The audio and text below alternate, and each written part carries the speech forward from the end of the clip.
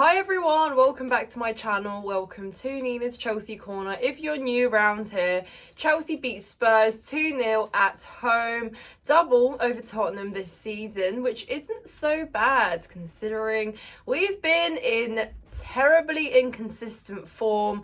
We've not known what to expect going into each game. We've been 12th for the majority of the season, going in and out of minus goal differences to +1, +2, back to -1, -2, to not knowing what we are, what identity we have, what style of football we're playing, to somehow making it to a semi-final of one domestic cup, a final in another, and now suddenly top 6 is in close sight.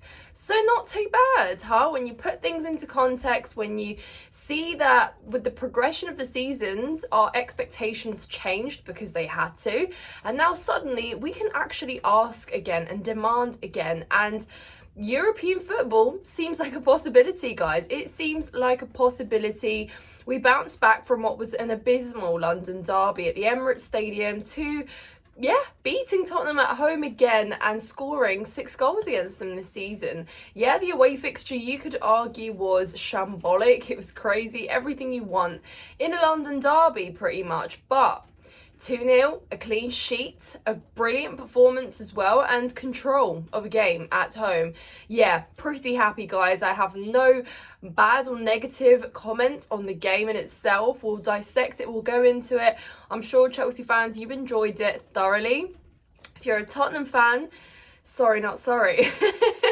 But yeah, guys, it feels great. We really did need that win. It's boosted us massively. Now we can go into another London clash against West Ham on Sunday and hopefully top it off with another good performance and 3 points, because from here on now, we just need to win our games. So yeah, I was really impressed with what I saw. We set up with pretty much what we could considering our 14 injuries we have. There's not much selection in terms of players, and while we've spent $1 billion, suddenly, well, a lot of that is injured or has been in the medical room for the majority of the season. So we saw a very young bench, an under-21s bench with a lot of names there that we either haven't seen or are, through our academy and we've been told nice things about but haven't really seen. And Pochettino did say in his presser prior to the game that we would see some of those young players, and we did. So it was great to see that we could afford to bring on that young talent, because I was a bit concerned, and I thought the team he put out should and could have got the job done, and indeed they did, because then that mean they provided the opportunity for Poch to bring on the youngsters. But yeah, it was just really great to see that regardless of how much depth we had, we still could get the job done. Arguably Tottenham had more senior players to bring off their bench, and so they did, but it really did not make a difference to their game. And so fair play Poch. He's not had the best choice in terms of starting 11s all season, because he's pretty much said himself that the selection of players of the starting 11 he would like to have has just not been available. So yeah, considering the context, and I do bring context into this, it was a very good job. It was a very good job, and yeah, kudos to the players, to everyone, the manager. Everything was brilliant last night, and the fans as well, guys. Like, we really turned up. We made it a hostile environment. We made sure we turned up, because at the end of the day, it's a London derby. You turn up. The atmosphere was there. Obviously there was a lot of emotional attachment for Pochettino, because it's his former club, and we saw him embracing with Ange prior to, and everyone said, what's that about? But I said, look, what matters is what is going on the pitch, the performance, the result, and all of that was fine. So at the end of the day, I don't really care that Poch took an extra minute to appreciate or welcome Ange to the bridge, because again, 3 points, clean sheet, and a performance to be proud of. But to get into the game, guys, I thought the first half we were in complete control. The performance was everything you need it to be. There was things happening, we were alive, we were overlapping, we were making forward passes, players inverting, getting into pockets, and really causing Tottenham some trouble. Again, there was just that lack of decision making in the final third, where Noni and Mudryk would do all the right things. They'd dribble their way through past their player and then maybe attempt a shot. It wouldn't be quite on target, or it would be at the keeper, and it was just like, I need you to be a little bit more clever with that, what you do with the final ball, because, or the final decision, because that's always so often in our games where our game really lacks, and that's where you see the lack of quality in terms of the end product with a lot of the players we have. Madueke had a very close attempt. It just soared slightly a couple inches above the bar, but you know, again, it was very well timed, it was well pointed, and I love to see that our players trust themselves a lot more to take shots outside the box, to attempt these things, because we've seen in the past that a lot of our youngsters don't have the trust in themselves. They probably haven't received the backing either from managers to take these shots and to do that, but Poch clearly does give them this freedom, and it's so welcome, because again, you see, when you try your luck, you never know, it could go in. But it was just amazing to see. And you know, while Cole Palmer over 90 minutes probably didn't have the best game he's had, because we've seen him in an amazing light this season, and he's pretty much been the individual that has really gotten us out of games. I still saw, you know, some great overlaps with Madueke. They seem to understand each other. Maybe in terms of Jackson and Palmer's link up was not quite there yesterday, and I did think that Jackson took some time to get into the game as well, because again, I've always said, when he's alone up top, or he, you know, is just waiting to receive the ball and he has to do it himself, he gets either pushed off, doesn't, you know, quite get the time right to shoot, and he's dispossessed or whatever. But I still think that, again, we were doing stuff, and Mudryk was trying to, you know, not always take it up to the end, but he was trying to also cut back and invert, and it was just great to see, guys. It was really, really great to see.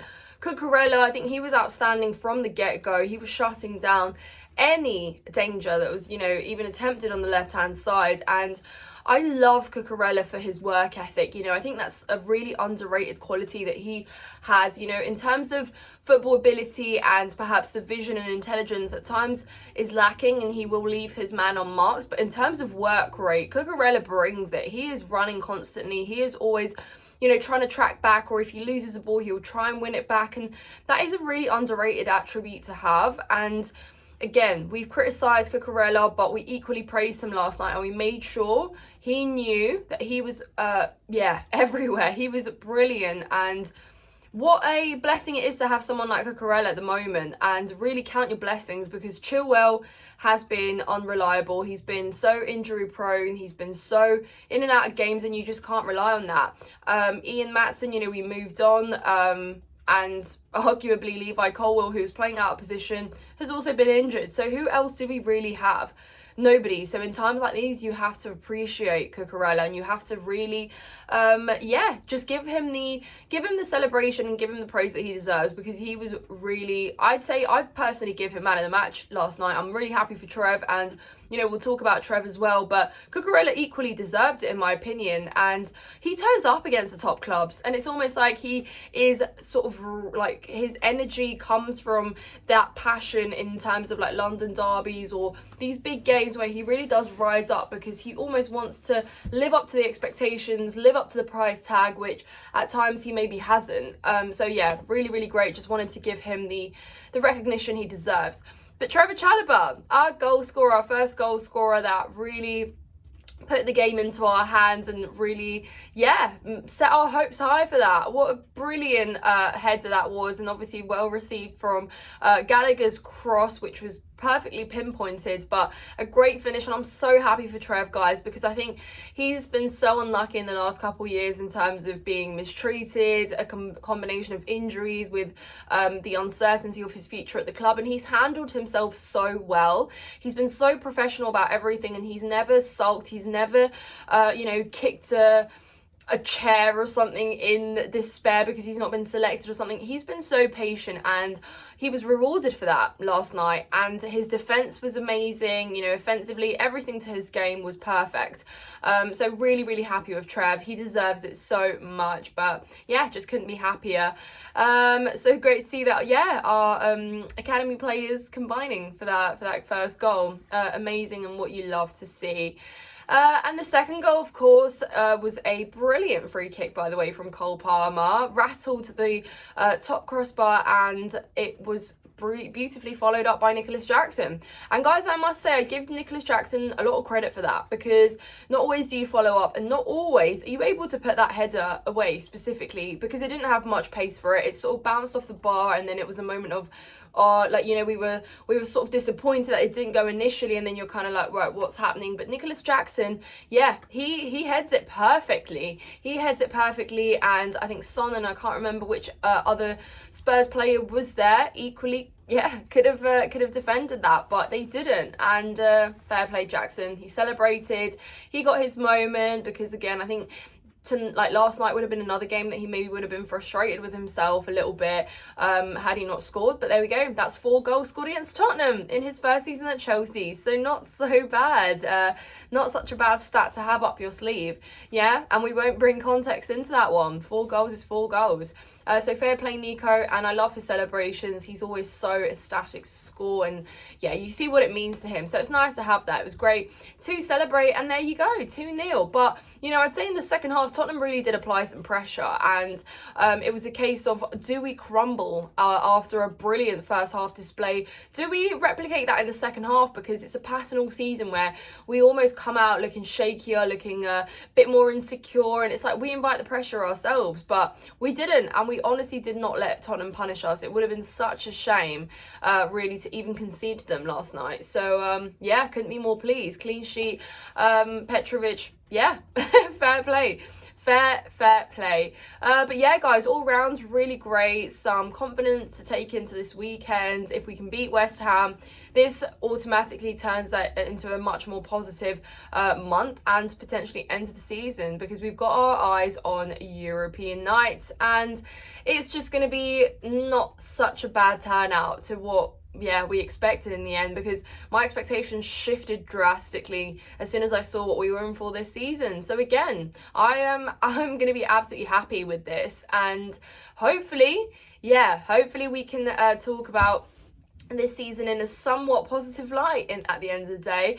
But yeah, guys, I hope you've enjoyed this video. If you did, please hit the thumbs up, subscribe to the channel if you haven't done so already. As always, leave your comments in the comments section below. I'm intrigued to find out your thoughts on the game, if you think Chelsea can get European football, and yeah, who your man of the match was as well. Thank you so much for watching, guys, and I'll see you in the next one. Up the Chelsea.